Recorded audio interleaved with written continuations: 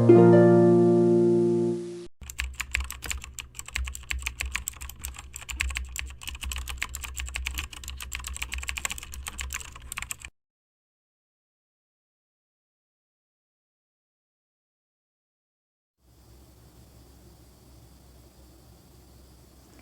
अब हम स्टार्ट करते हैं हमारे फर्स्ट यूनिट से।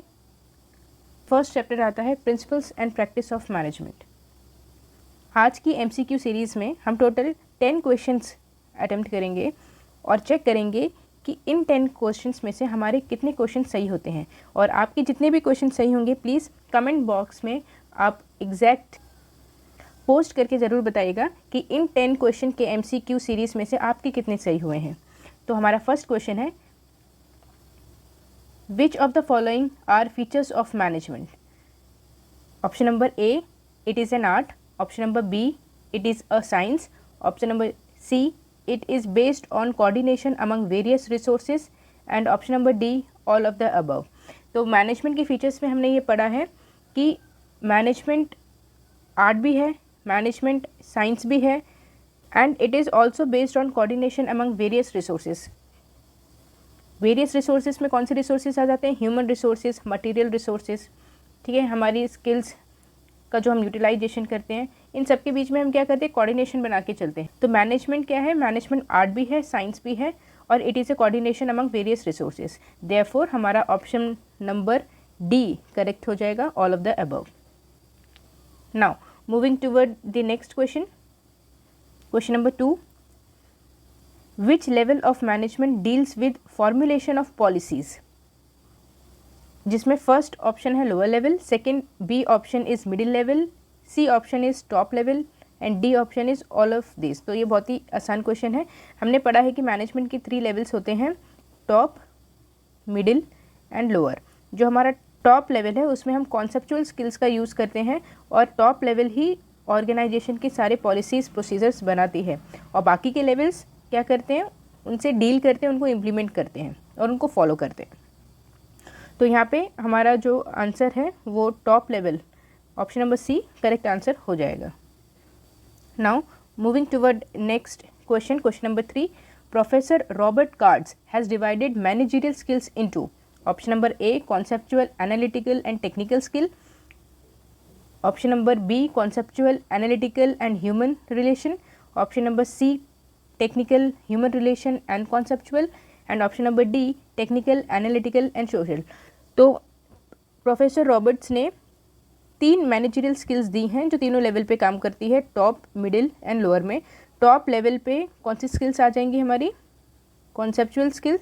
मिडिल लेवल में आ जाएंगी human relation skill, and technical skills आ जाएंगी हमारी लोअर लेवल में। तो ऑप्शन नंबर सी हमारा यहाँ पे करेक्ट हो जाएगा, technical skills, human relation skill and conceptual skills.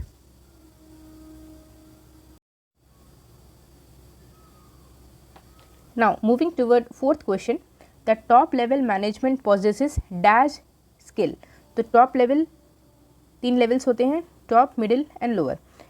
Option number A technical skill, option number B conceptual skill, option number C administrative skill, and option number D none of the above.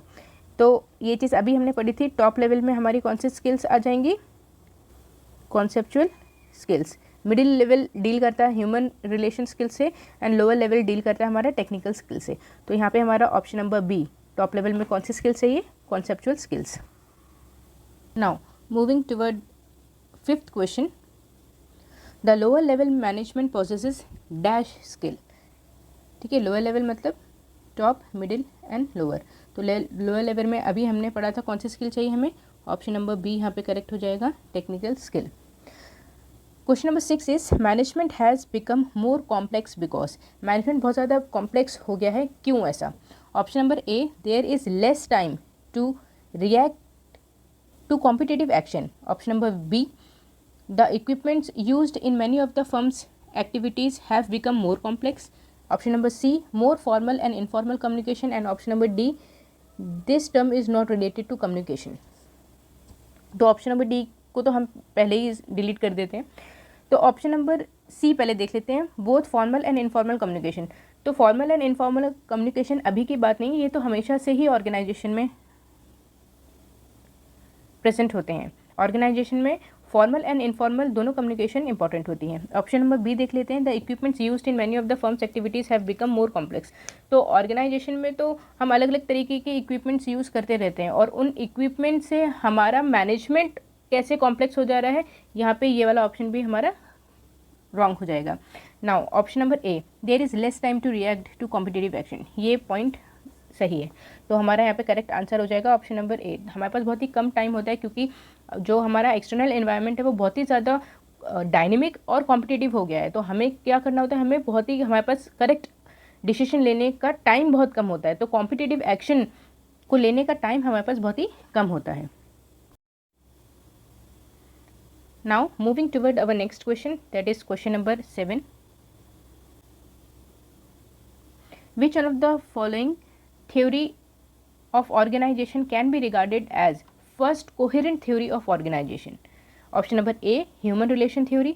Option number B, scientific management. Option number C, system approach theory. And option number D, classical theory. ठीक है, तो first coherent theory of organisation कौन सी theory आएगी? तो इसमें हमें check करना होता है कि इन सारी थ्योरीज में से कौन सी थ्योरी सबसे पहले आई है जिसने कोहेरेंट थ्योरी ऑफ ऑर्गेनाइजेशन के ऊपर बात की है। तो इसमें हमारा करेक्ट आंसर हो जाएगा scientific management theory, option number B, scientific management theory. तो F.W. टेलर ने साइंटिफिक मैनेजमेंट थ्योरी दी थी और ये एक ऐसे पहले थ्योरीज थे जिन्होंने ऑर्गेनाइजेशन के ऊपर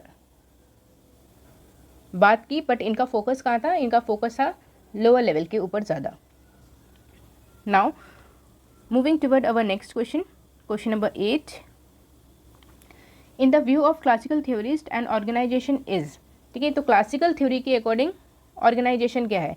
तो एक चीज़ यहाँ पे आप ध्यान रखिए कि क्लासिकल थ्योरी में कौन कौन सी थ्योरी आ जाती हैं। तो क्लासिकल थ्योरीज में 3 थ्योरीज आती हैं हमारी, कौन कौन सी? Scientific management, administrative management and bureaucracy theory. ठीक है, तो साइंटिफिक मैनेजमेंट किसने दी थी? F.W. टेलर ने।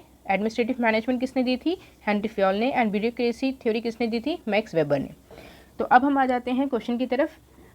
इन the view of classical theorist and organisation is, option number A close system, option number B open system, option number C both A and B, and option number D completely connected and influenced by its external environment. तो यहाँ पे हमारा जो answer है वो हो जाएगा close system.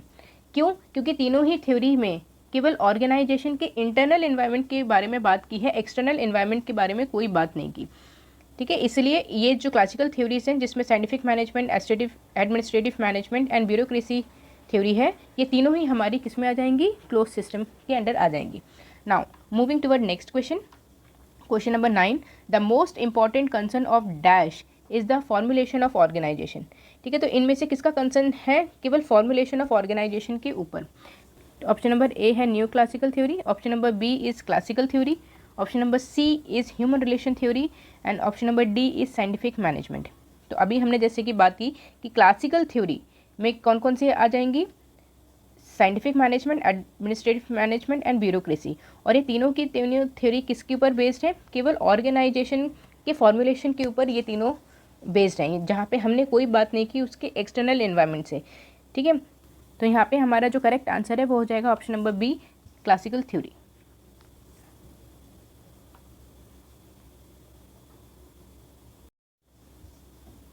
Now moving toward our last question, that is question number 10. Which of the following books provide the most comprehensive enunciation of classical theory?